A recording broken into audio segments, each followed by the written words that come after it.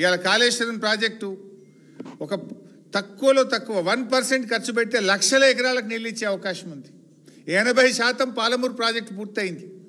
ఇవాళ అనేక రోడ్లు కావచ్చు, రెసిడెన్షియల్ స్కూల్ కావచ్చు, మెడికల్ కాలేజీలు కావచ్చు, అన్నీ కూడా అటకెక్కిచ్చేసినావు నువ్వు. ఇవాళ అందువల్లనే ఇవాళ హైదరాబాద్ బ్రాండ్ ఇమేజ్ ఆగమైపోయింది. పెట్టుబడులు పెట్టే సంస్థలు పునరాలోచనలో పడ్డాయి. నీ అపరిపక్వ వైఖరి వల్ల రాష్ట్ర ప్రగతి మసకబారుతా ఉంది. ఆదాయం ఎందుకు తగ్గుతుంది? కేసీఆర్ గారి 10 ఏళ్లలో రాష్ట్ర ఆదాయం అంతకంతకు పెరుగుతూ పోతే నీ 2 ఏళ్ల పాలనలో ఆదాయం ఎందుకు తగ్గిందో ఒక్కసారి ఆత్మవిమర్శ చేసుకో. స్టాంప్స్ అండ్ రిజిస్ట్రేషన్ ఇన్కమ్ ఎందుకు తగ్గింది? రోడ్ ట్యాక్స్ ఎందుకు తగ్గింది? రాష్ట్ర ప్రభుత్వ ఆదాయం కేసీఆర్ పాలనలో పెరిగింది ఎట్లా, నీ పాలనలో తగ్గుతుంది ఎందుకో ఒక్కసారి ఆత్మవిమర్శ చేసుకో. నువ్వు చిల్లర మాటలు కాదు మాట్లాడు, మనస్సాక్షిగా ఆత్మసాక్షిగా ఒకసారి రివ్యూ చేసుకో. నువ్వు ఇవాళ నీ పాలనలో ఏంది నువ్వు చేసింది? ఒకటన్నా మంచి పథకం ఉందా? ఇవాళ ఆర్గనైజ్డ్ కరప్షన్ ఒకటైతే జరిగింది. నీ పాలనలో ఒక మంచి పాలసీ అయితే తెచ్చినావు. ఏది? నీ కుటుంబానికి, నీ అనుముల బ్రదర్స్కు, నీ క్యాబినెట్కు మనకు వచ్చే పాలసీ తెచ్చినావు, ప్రజలకు కాదు.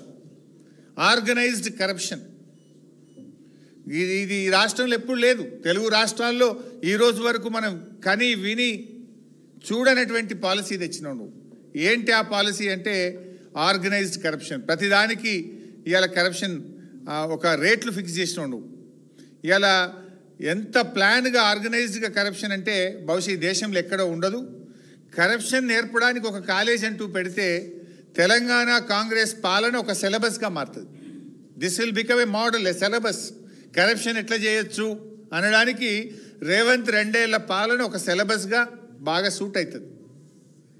ఎందుకింత నేను చెప్పవలసి వస్తుంది అంటే బాధతో చెప్తున్నామంటే, అనధికారిక ట్యాక్సులు ఇవాళ టీఆర్ఎస్ పాలనలో ఆనాడు కేసీఆర్ గారు బిల్డర్లను పిలిచి, అరే మీకు ఏం కావాలి బాబు, రియల్ ఎస్టేట్ ఇంప్రూవ్ చేయడానికి ఏం కావాలి అంటే, మాకు నాలా కన్వర్షన్ ఇబ్బంది అవుతుంది, ఆర్డీఓలు కలెక్టర్ల దగ్గరికి పోవడం అంటే దాన్ని ఆన్లైన్ పద్ధతి చేశారు.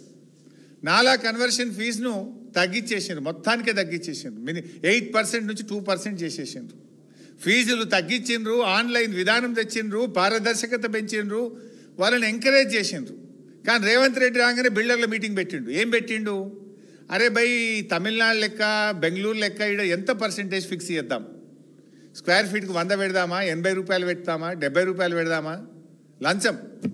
లంచం రేట్ ఎంత ఫిక్స్ చేయాలని బిల్డర్లతో రేవంత్ రెడ్డి మీటింగ్ పెట్టిండు.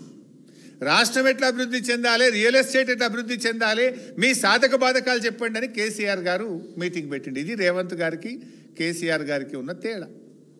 ఇవాళ ఆర్గనైజ్డ్ కరప్షన్ అంటే ఏముంది రాష్ట్రంలో? ఎవరిని అడిగినా చెప్తారు. ఏ బిల్డర్ని అడిగినా కెమెరా పక్కకు పెట్టి సాటుకు తీసుకుపోయి అడిగితే 70 రూపాయలు స్క్వేర్ ఫీట్ నడుస్తుంది. ఏ లేఅవుట్ అనుమతి రావాలన్నా 30% ఇవ్వాల్సిందే. ఫైనాన్స్లో బిల్లు రావాలంటే 30% ఇవ్వాల్సిందే. ల్యాండ్ కన్వర్షన్ కావాలంటే 30% ఇవ్వాల్సిందే. ఇదంతా కూడా ఆర్గనైజ్డ్ కరప్షన్. కరప్షన్కు కూడా ఒక రేట్ ఫిక్స్ చేసిండ్రు.